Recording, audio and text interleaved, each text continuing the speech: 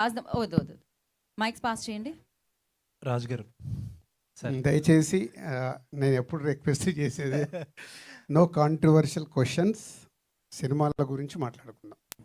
రాజు గారు, అదే Dil Raju dreams first press meet పెట్టినప్పుడు నాకు బాగా గుర్తు, 8-9 months అయినట్టుంది ఫస్ట్ ప్రెస్ మీట్ పెట్టి. అప్పుడు మిమ్మల్ని ఒక క్వశ్చన్ అడిగా మీరు. అప్పుడు అంటే చిన్న సినిమాలు ఎత్తుకుంటున్నారు బాగానే ఉంది అంత, but market non theatrical market కానీ ఓటీటీ మార్కెట్ కానీ చాలా క్రిటికల్గా ఉందనేది, అంటే మీరు కూడా అప్పుడు ఇంకా ఏమీ తెలియదు, అది గోయింగ్ ఫార్వర్డ్ ఫిగర్ అవుట్ చేస్తూ ఉన్నారు.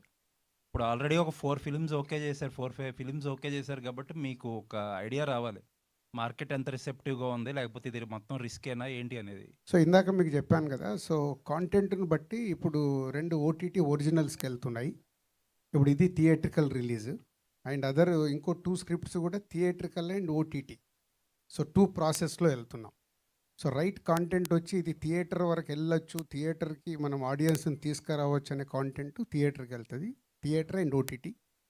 అండ్ లేదు ఒరిజినల్గా వెళ్ళాల్సి వస్తే ఒరిజినల్గా వెళ్తుంది. సార్ అంటే ఇప్పుడు మార్కండేయ అంటే సినిమా థియేట్రికల్ వాచ్, బట్ దానికి వియబుల్ అవ్వాలంటే ఆబ్వియస్లీ ఓటీటీ మార్కెట్ కూడా ఉండాలి కదా. అలాంటి టైంలో అలాంటి ప్రాజెక్ట్స్ విషయంలో ఓటీటీస్ ఎలా ఉన్నాయి ఇప్పుడు రియాక్షన్ మీకు ఇప్పుడు దగ్గర? అదే చెప్తున్నాను కదా, అంటే 5 scriptలో 2 ఓటీటీ ఒరిజినల్స్కి వెళ్ళినాయంటే ఈజ్ అ గుడ్డే కదా. సో మేము అదే ఇప్పుడు మాకు ఛాలెంజ్ అది, మేము కాంటెంట్ ఎలా నచ్చిన కాంటెంట్ని ఎలా పైకి తీసుకొస్తున్నాము, దాన్ని ఎలా ప్రజెంట్ చేస్తున్నాము, దాన్ని బట్టి వాళ్ళ దగ్గర నుంచి ఎలాంటి రియాక్షన్ అనేది అంటే 2 ఓటీటీ ఒరిజినల్ అయ్యాయి కాబట్టి I'm very confident. Sir Dil Raju dreams గురించి చెప్పారు, ఎస్విసి బ్యానర్ల మీద పెద్ద సినిమాలు కూడా ఉన్నాయి ఈ సంవత్సరం, అవి వాటి స్టేటస్ ఏంటి? అంటే బాలకృష్ణ గారితో ఒక సినిమా అంటున్నారు, ఇంకా రకరకాల చాలా సినిమాలు ఉన్నాయండి. అంటే ఏదైనా ఇప్పుడు ముందు పాత రోజుల్లాగా నేను ఫుల్ స్క్రిప్ట్ సాటిస్ఫై అయిన తర్వాత, సో నా డైరెక్టర్తో నాకు వేవ్ లెంత్ కుదిరిన తర్వాత అప్పుడే నేను గ్రీన్ సిగ్నల్ ఇచ్చి ముందుకు వెళ్తున్నాను. సో ఇప్పుడు ప్రస్తుతానికి rowdy Janardhan on floor, Yellamma floor మీదకి వెళ్తుంది అండ్ దేతడి ఫ్లోర్ మీదకి వెళ్తుంది. సో ఫర్దర్ ఇవన్నీ స్క్రిప్ట్ స్టేజ్లోనే ఉన్నాం, బట్ స్క్రిప్ట్ కాన్ఫిడెన్స్ వచ్చే వరకు నేను అఫీషియల్గా ఇది చెప్పను. సార్ సంక్రాంతి అంటే దిల్ రాజు అంటారు, దిల్ రాజు అంటే సంక్రాంతి అంటారు. లాస్ట్ ఇయర్ వరకు వచ్చారు, ఇయర్ మిస్ అయ్యారు. నెక్స్ట్ ఇయర్ కన్నా అంటే ఇప్పుడు అందరూ అనౌన్స్ చేసేస్తున్నారు, ఫిబ్రవరి నుంచే స్టార్ట్ అయిపోయింది సంక్రాంతి అనౌన్స్మెంట్లు. సో మీ నుంచి నెక్స్ట్ ఇయర్ సంక్రాంతికి ఎక్స్పెక్ట్ చేయొచ్చా ఏదైనా? అంటే ఆల్రెడీ సంక్రాంతికి చాలా క్రౌడ్గా కనిపిస్తుంది కదా, చాలా సినిమాలు ఉన్నా కానీ చాలా సినిమాలు ఉన్నప్పుడు నేను జాగ్రత్త పడతాను. సో అది ఇంకా టైం ఉంది, సంక్రాంతి అంటే ఇంకా 10 నెలలు ఉంది, ఏది ఎలా మారుద్దో మన చేతిలో లేదు. సో కాంటెంట్స్ రెడీ అయిన బట్టే నేను ఆ కాంపిటీషన్లో ఉండాలా వద్దా అని అప్పుడు డిసైడ్ అవుతాను. సంక్రాంతి మీరు ఇది టైటిల్ ఏమో మార్కండేయ అని పెట్టారు, ఈశ్వరుని చూపించారు, ట్రెజర్ హంట్ చూపిస్తున్నారు. అవును సార్. సో ఇటు మైథలాజికల్లా ట్రెజర్ హంట, చిరంజీవి మార్కండేయుడు అంటే చిరంజీవి. సో అసలు ఏంటి ఇదంతా కలిపి అసలు కాన్సెప్ట్ ఏంటో కొద్దిగా బ్రీఫ్గా సార్. మార్కండేయుడు పురాణం, మార్కండేయుడు కథ తెలుసు కదండి సార్, దాని ఒక modern version sir. Treasure hunt లేదు సినిమాలో. యాక్చువల్గా మార్కండేయుడు ఒక modern version, 20th century current సెంచరీలో బతికే ఒక అతను, తన సేమ్ మార్కండేయ పురాణంలో ఎలాంటి ప్రాబ్లం వస్తుందో తనకు కూడా అదే ప్రాబ్లం వస్తుంది. దానికి ఆన్సర్ ఎలా ఎతికి ఆ చిక్కులోంచి ఎలా బయటపడతాడు దేవుడి హెల్ప్తో, ఈశ్వరుడి హెల్ప్తో అనేది సినిమా. కానీ మీ స్పాన్ చూస్తే చాలా పెద్దగా ఉంది, దీనికి బడ్జెట్ ఎలాగా ప్లాన్ చేసుకున్నారు దీనికి? సార్ అంటే మేము చెప్పినట్టే చాలా యంగ్ మోటివేటెడ్ క్రూ అండ్ రాజుగారి గైడెన్స్. సో వీలైనంత తక్కువ బడ్జెట్లో బెస్ట్ ప్రోడక్ట్ ఎలా ఇవ్వాలనేది మా తపన sir. So will try our level best to deliver the best product in the lowest budget possible. అంటే ఇప్పుడు ఒకటి వచ్చింది కాబట్టి ఆల్రెడీ రాజుగారు ఇది కూడా ఏదో సంస్థ స్టార్ట్ చేశారు కాబట్టి, సో దాని ద్వారా కాస్ట్ ఆఫ్ ప్రొడక్షన్ తగ్గించుకునే అవకాశం ఉందా? రైట్ నో ఏఎని స్క్రిప్ట్ లెవెల్ ప్రాసెస్ స్టోరీ బోర్డింగ్లో వాడుతున్నాం సార్ మేము. రాజుగారు వాళ్ళ టూల్స్ ఉన్నాయి యాక్చువల్గా, వీఆర్ యూజింగ్ దెమ్ ఎవ్రీడే.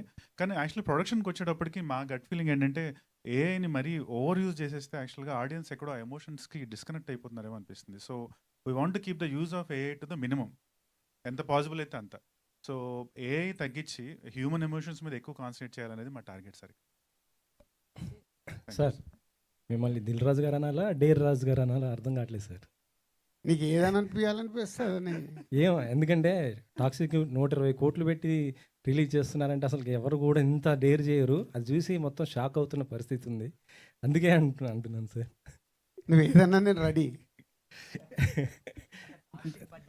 దాని గురించి ఏదన్నా నేను రెడీ అంటున్నాను. కాదు సార్, టాక్సిక్ అనేది అంటే 120 కోట్లు అనేది అది కేవలం అది పబ్లిసిటీ స్టంట్ అని కొంతమంది అంటున్నారు. 120 కోట్లు పోస్టర్తోనే రిలీజ్ చేశారు.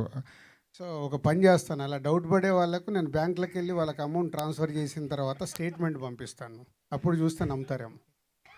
సార్ ఇప్పుడు సంక్రాంతి అనేది ఒక పుష్పక విమానంలో తయారైపోయింది. ఎంతమంది వచ్చినా ఇంకొకరు చోటు ఉంది అన్నట్టుగా తయారైపోయింది. ఏంటి సార్ ఇది సంక్రాంతి అనేది మార్కెట్ బూచే అదేమన్నా? చోటు ఉందనటానికి లేదు. ఎవ్రీ సంక్రాంతికి మ్యాక్సిమం 2 or 3 ఫిలిమ్సే ఆడతాయి. మీరు హిస్టరీ మొత్తం చూడొచ్చు.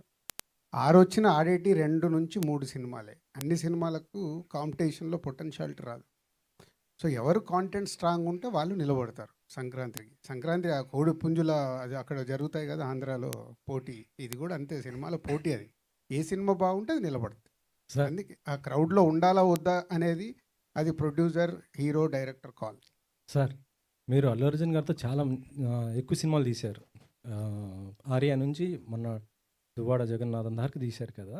ఆయన మీరు చాలా దగ్గరుండి గమనించారు కదా. ఇప్పుడు సోషల్ మీడియాలో జరుగుతున్న దీనిపైన మీరేం చెప్తారు ఏం సార్? జరుగుతుంది సోషల్ మీడియాలో? అంటే కొద్దిగా ఆయన మారిపోయారు అనేసి ఏదో అవునా, నేను అసలు సోషల్ మీడియాలో యాక్టివ్ 42 రూల్స్ ఏదో పెట్టేశారు అనేసి మొత్తం కొద్దిగా ఇది తెలియదు. చేస్తున్నారు. నాకు తెలియని దాని గురించి నేను కామెంట్ చేయలేను. విక్రాంత్ గారు అండ్ టీజర్ బాగుందండి, all the very best. Thank you. And ఇప్పటివరకు ఎంత షూట్ అయింది? రాజుగారు ఇందాక చెప్తున్నారు 3 months నేను కొంచెం టైం పడుతుంది రెడీ అవ్వమన్నానని. సో ఇప్పటివరకు ఎంత అయింది, ఇంకా బ్యాలెన్స్ ఎంత ఉంది, అసలు టెంటేటివ్గా రిలీజ్ ఎప్పుడు అనుకుంటున్నారు ఈ ఇయర్లో? రిలీజ్ అయితే రాజుగారు ఇందాక చెప్పినట్టు శివరాత్రి 2027 సార్ యాక్చువల్గా. సో అండ్ ఇప్పటికొక ఐ వుడ్ సే రఫ్లీ లెస్ దెన్ 20% షూట్ అయిందంతే. సో మేము నెక్స్ట్ షెడ్యూల్కి ప్లానింగ్ స్ట్రిక్ట్లీ వర్కింగ్. స్టోరీ కానీ నేను కానీ రెడీ అవ్వడానికి టిల్ మార్చ్ అని టైం అడిగారు రాజుగారిని. సో ఆ లోపల will be ready to go on floor. So April నుంచి విల్ బి ఆన్ ఫ్లోర్. రాజుగారు బలగంలో కల్చర్ని చూపించారు, టువర్డ్స్ లవ్ టు కల్చర్ అని. ఇప్పుడు దేత్తడి కానీ ఎల్లమ్మ కానీ అలాంటి కల్చర్ మీద వస్తున్న సినిమాలు మీ బ్యానర్ నుంచి అని చెప్తున్నారు అందరూ. లైక్ దేత్తడిలో ఫెస్టివల్స్ అన్ని చూపించబోతున్నారు అంటున్నారు, ఎల్లమ్మ కూడా. దేతడి వచ్చి హైదరాబాద్లో జరిగే ఆల్ ఫెస్టివల్ చుట్టూ ఎన్నైతే ఫెస్టివల్స్ ఉన్నాయో ఆ చుట్టూ ఒక డ్రమ్స్ కొట్టుకునే కుర్రాడి కథ అది. హైదరాబాద్లో మనకు ఒక 6 ఫెస్టివల్ జరుగుతాయి ఇయర్లో. బోనాలు కానీ, వినాయక చవితి. వినాయక చవితిది అండ్ నవరాత్రులు, అలాగే దీపావళికి సదరు అండ్ అమ్మవారిదిగా ఎల్లమ్మ కళ్యాణము, ఇట్లా ఏవైతే హైదరాబాద్లో జరిగే ఫెస్టివల్స్లో డ్రమ్స్ కొట్టుకునే కుర్రాడు, బ్యాండ్ కొట్టుకునే కుర్రాడు కథ అది. సో మొత్తం హైదరాబాద్ కల్చర్ ఉంటుంది. సో ఎల్లమ్మ గురించి కూడా. ఎల్లమ్మ గురించి ఆల్రెడీ గ్లిమ్స్ ఇచ్చాం కదా, అది ఇంకా అవి కొన్ని సీక్రెట్స్ ఆపనివ్వండి, అన్నీ చెప్పేస్తే ఎంతకంటే రాసుకుంటారు. సరే సార్, రాద్దాం ఈరోజు. All the best. రాజుగారు మామూలుగా ఒక బ్యానర్ పెట్టాలంటే ఒక మైల్ స్టోన్ సినిమాగా ఫస్ట్ సినిమాని ఎంచుకుంటారు. ఇప్పుడు దీన్ని ఆల్రెడీ మీరు 200 కథలు విన్నారు. ఆల్రెడీ ఈ ప్రాసెస్లో దిల్ రాజు డ్రీమ్స్లో మొట్టమొదటి సినిమాగా ఇది వస్తుంది. అంతే, అంతకుముందు మీరు పెళ్లి బందరి డిస్ట్రిబ్యూషన్గా నెంబర్ 1 వచ్చింది. అలాగే దిల్ రాజు, దిల్ అనే పేరు మీరు ఇంటి పేరుగా మార్చుకుని దిల్ సినిమా. సో ఈ సినిమాని పర్టికులర్గా మీరు ఓకే చేయడానికి ఫస్ట్ సినిమాగా ఈరోజు మీరు గిల్స్ రిలీజ్ చేయడానికి కారణం ఏంటి? దిల్ రాజు డ్రీమ్స్లో చెప్పాను కదా 5 స్క్రిప్ట్స్ ఫైనల్ అయ్యాయి. బట్ ఈ సినిమా ముందు వేరే మూవీస్ రిలీజ్ అవుతాయి, ఎందుకంటే ఫాస్ట్గా అవుతాయి. దీంట్లో విఎఫ్ఎక్స్ ఉంది. ఇది 27 శివరాత్రికి వస్తుంది. సో ముందు వెనక అని కాదు, దిల్ రాజు డ్రీమ్స్ నుంచి రైట్ కాంటెంట్ ఇలా కొత్త వాళ్ళకి ఆ ప్లాట్ఫామ్ని ఇస్తూ రైట్ కాంటెంట్ వాళ్ళలో ఉన్న టాలెంట్ని బయటికి తీసుకురావడమే Dil Raju dreams work. Success failure గురించి నేను అక్కడ పట్టించుకోవట్లా, ఎందుకంటే అక్కడ ఫైనాన్షియల్ స్ట్రెస్ లేదు. రైట్ కాంటెంట్ని, అంటే ఇప్పుడు మలయాళం సినిమాల గురించి మనం అద్భుతంగా మాట్లాడుకుంటాం, తక్కువ బడ్జెట్లో తీస్తారు, అద్భుతంగా ఇస్తారు. ఇందాక విక్రాంత్ అన్నాడు ఇది రైట్ బడ్జెట్లో చేస్తున్నామని. ముందు ఆ వర్క్ చేయిస్తున్నాను. నువ్వు ఇప్పుడు ఈ సినిమాని 100 కోట్లు పెట్టి తీయడం వల్ల నీకు డబ్బు తిరిగి రాదు. కాంటెంట్ని, ఈ కాంటెంట్ తక్కువ బడ్జెట్లో ఎలా ప్రేక్షకుడికి చూపించి ప్రేక్షక ఆదరణ పొందేలాగా చెయ్యాలనేదే దిల్ రాజు డ్రీమ్స్ విజన్. ఇండస్ట్రీలో సక్సెస్ ఫెయిల్యూర్ అనేది మనం ఇప్పుడు చెప్పలేం. రామానాయుడు గారి దగ్గర నుంచి పెద్ద పెద్ద ప్రొడ్యూసర్స్కి ఎన్ని వచ్చినాయి. అయితే దిల్ రాజు గారు ఎందుకు స్లో అయ్యారు అంటే ప్రొడక్షన్ వైజ్గా కానీ ఎక్కడ స్లో అయ్యాను? ఈ సంవత్సరం దిల్ రాజు డ్రీమ్స్లో 5 సినిమాలు చెప్తున్నాను. లాస్ట్ ఇయర్ ఎప్పుడు తప్పదు కదా, నువ్వు ఎప్పుడు 100 స్పీడ్లో బండి నడపవుగా. రోడ్డు క్లీన్గా ఉందనుకో 100 స్పీడ్లో వెళ్తాం, గుంతలు వచ్చాయనుకో 20 స్పీడ్లో వెళ్తాం. నాకు కొంచెం రోడ్డు పాడైంది, మళ్ళీ ఫ్రెష్ రోడ్ వేసుకుంటున్నాను, గుంతలు దాటేస్తున్నాను. సూపర్. డైరెక్టర్ గారు మీరు నాకు తెలిసి అన్నపూర్ణ స్టూడియోలో మీరు ఫోటోగ్రఫీ ప్రిన్సిపాల్ అనుకుంటా, లెక్చరర్ ప్రిన్సిపాల్, సినిమా సినిమాటోగ్రఫీ నుంచి డైరెక్టర్గా ఇది మీకు డబ్ల్యూ మూవీ, ఎందుకు అలా మారాల్సి వచ్చింది ఈ సినిమా గురించి? నాకు యాక్చువల్గా సార్ ఆన్సర్ ఆయన దగ్గరే ఉంది. జర్నలిస్ట్ నుంచి ఏమేమి అయ్యాడో ఆయన అడుగు. మా సురేష్ని ఫస్ట్ జర్నలిస్ట్గా చూసా, తర్వాత డిస్ట్రిబ్యూటర్ అయ్యాడు, తర్వాత ప్రొడ్యూసర్ అయ్యాడు, తర్వాత యాక్టర్ అయ్యాడు. ఇన్ని అవతారాలు ఎత్తాడు. ఇప్పుడేంటి ప్రజెంట్? సార్ మైక్ మీకే ఇవ్వాలనుకుంటా. Okay, thank you for the question sir. యాక్చువల్గా మా మిస్సెస్ కూడా ఫిల్మ్ మేకర్నండి. మాకు ప్రొడ్యూసర్స్ అవ్వాలని interest. So we are exploring professions. So సినిమాటోగ్రఫర్గా లాస్ట్ ఇయర్ హనీమూన్ ఎక్స్ప్రెస్ అనే ఫిల్మ్తో వచ్చాను నేను. So now getting into direction, deeper understanding cinema గురించి కావాలని చెప్పి డైరెక్షన్లో అడుగు పెట్టడం జరిగింది. యా, అది నా ప్యాషన్ సార్. అలాగే ఈ సినిమా ద్వారా కొత్త మ్యూజిక్ డైరెక్టర్ నిజంగా చాలా బాగుంది. మ్యూజిక్ పరంగానే బాగా హైలైట్గా ఉంది. అలాగే ఫోటోగ్రఫీ కూడా, అతను కూడా డెబ్యూ ఇంట్రొడ్యూస్ అవ్వడం, వాళ్ళ గురించి ఏం చెప్తారు? డెబ్యూ సినిమాటోగ్రఫర్ యాక్చువల్గా జగదీష్ గారు నా స్టూడెంట్ సార్. అతను long back. Yeah, so all said and done. Yeah, నా చెవి చెప్తున్నాడు, నా శిష్యరికం తీసుకున్నాడు నా దగ్గర. అక్కడ ఉన్నాడు Jagada. So yeah, from Hari point of view, Hari fantastic. యాక్చువల్గా మేము చాలా వర్షన్స్ చేసాం సార్ మ్యూజిక్. అండ్ ఇన్ఫ్యాక్ట్ చాలామందిని ఫిల్టర్ అవుట్ చేసిన తర్వాత మాకు లక్కీగా దొరికిన మ్యూజిక్ డైరెక్టర్ అతను. So we are so blessed to have you on team Hari. Thank you so much. I hope అందరూ మనోడు కొంచెం తెలుగు ఇది నేను సబ్ టైటిల్స్ ఇస్తున్నా. All of us enjoyed the. అర్థమైంది. ఓకే, అర్థమైందా Raja? So yeah, thank you so much Hari. Thanks sir for the question.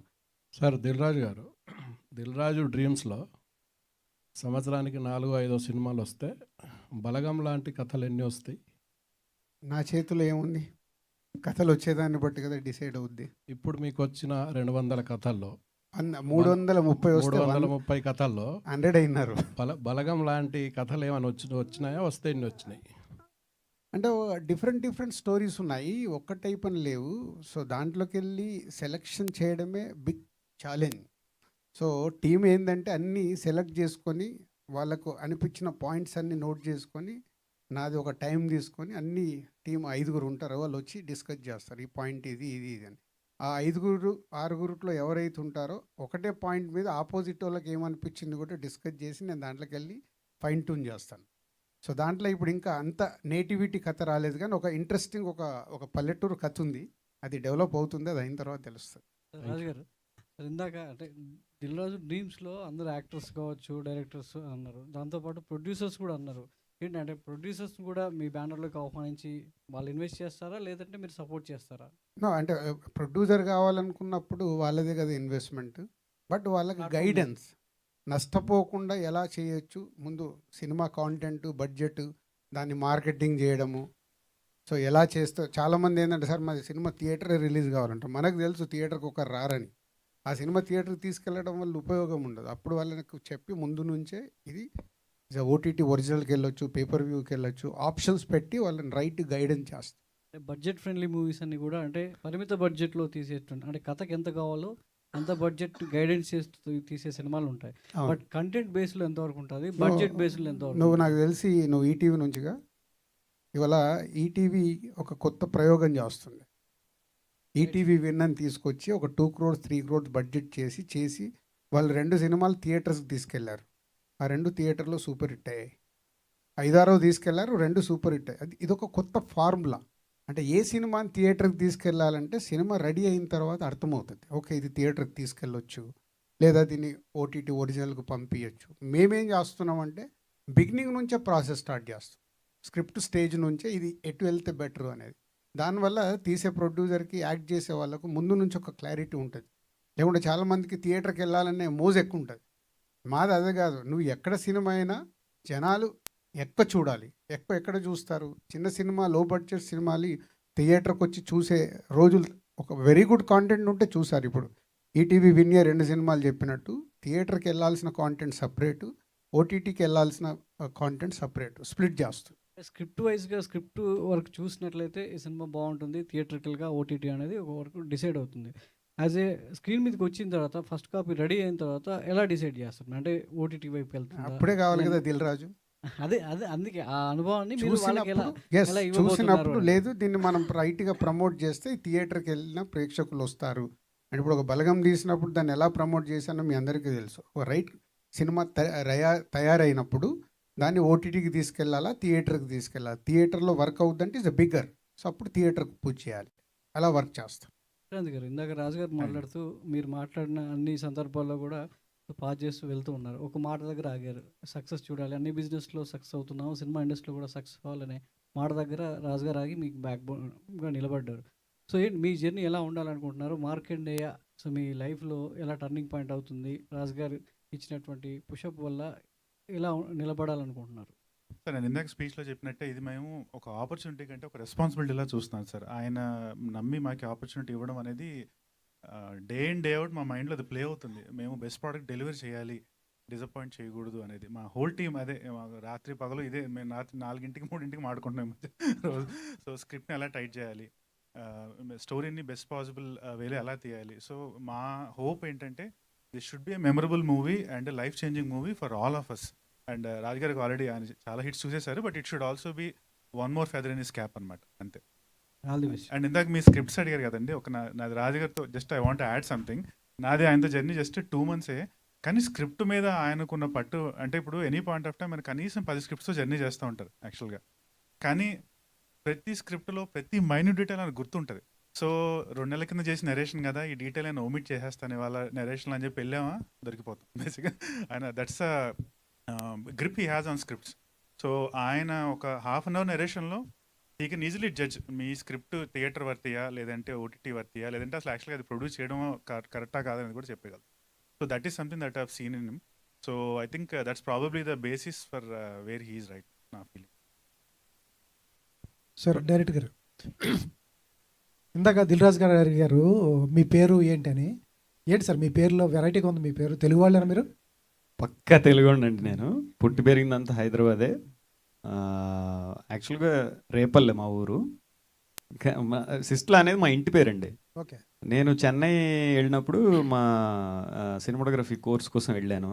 అప్పుడు ఏంటంటే మీ తెలుగు వాళ్ళు 4-5 పేర్లు పెట్టుకుంటారని చెప్పి ఫస్ట్ ఏముంటే ఇంటి పేరు ఉంటుంది కదా మనకు, ఆబ్వియస్లీ తెలుగు వాళ్ళు అంటే ఇంటి పేరు పెట్టి పిలిచారు. ఆ రోజు నుంచి నేను సిస్ట్లానే అయిపోయానండి. Okay sir. మీ టైటిల్ ఏంటి? జురాసిక్ పార్క్ టైటిల్ లాగా ఉంది ఆ టైటిల్ డిజైన్ మొత్తం.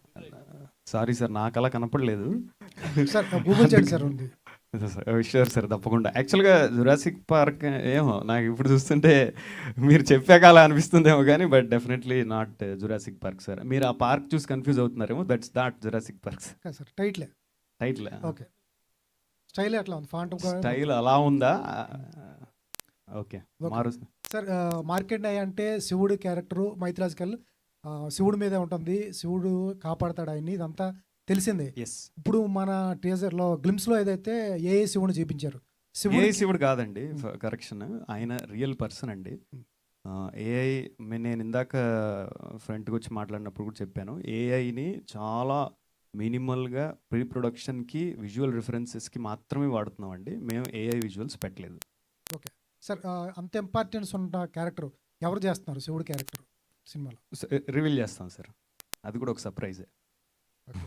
సరే అదే రాజు గారు, నేను అదే అడుగుతాను. ఏంటంటే మామూలుగా ఇప్పుడు ఈటీవీ ద్వారా వచ్చిన 2 సినిమాలు బ్లాక్ బస్టర్ హిట్ అయినాయి అన్నారు. ఇప్పుడు మీరు వరుసగా 333 కథలు రెడీ పెట్టుకున్నాను అన్నారు. ఇంత పెట్టుకున్నప్పుడు అంటే ఇది ఫర్దర్గా మీ దిల్ రాజు డ్రీమ్స్ నుంచి వచ్చే సినిమాలు ఏ ఓటీటీకి వస్తాయి? నెంబర్ 1, ఏమన్నా ఓటీటీతో టైప్ అయ్యారా?